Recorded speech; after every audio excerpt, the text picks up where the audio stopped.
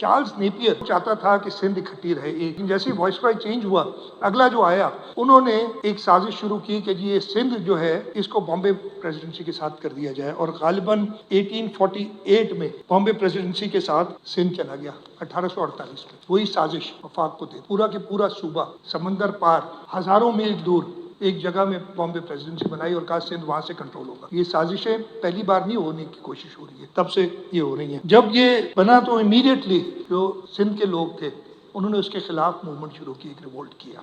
बीच में एक और मूवमेंट भी शुरू हुई थी कि बॉम्बे से अलग करके सिंध को पंजाब प्रोविंस में जम कर दिया जाए। उसको भी अपोज किया सिंध के लोगों ने, वो नाकाम हुई। और पहली बार 1909 में बॉम्बे लेजिस्लेटिव काउंसिल थी, उसके अंदर सिंध की नुमाइंदगी हुई। पहला मेंबर बॉम्बे लेजिस्लेटिव काउंसिल में था, उसका पोता या परपोता नूर अहमद बुरगड़ी साहब, उनका दादा थे गुलाम मोहम्मद बुरगड़ी साहब, वो पहले मेंबर थे। फख्र है हमें इसलिए कि उन्होंने आवाज उठाई थी जाके।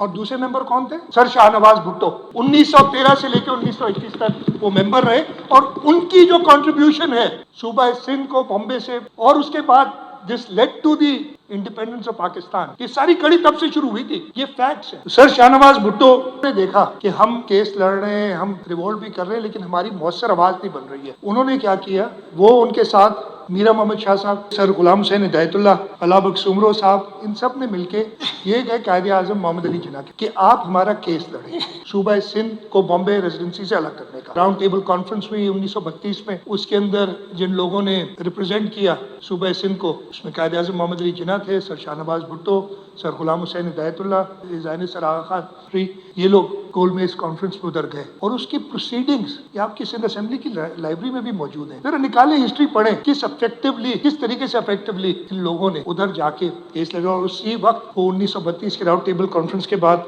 उन्होंने एग्री किया। 1935 में सिंध सूबा गवर्नमेंट ऑफ इंडिया एक्ट के अंदर उसको सूबे का दर्जा दिया गया, और 1 अप्रैल 1936 को सूबा सिंध बना। और वो असेंबली जो आप देख रहे हैं, जो पुरानी असेंबली हमारी है, उस वक्त बननी शुरू हुई थी जब ये बन गया।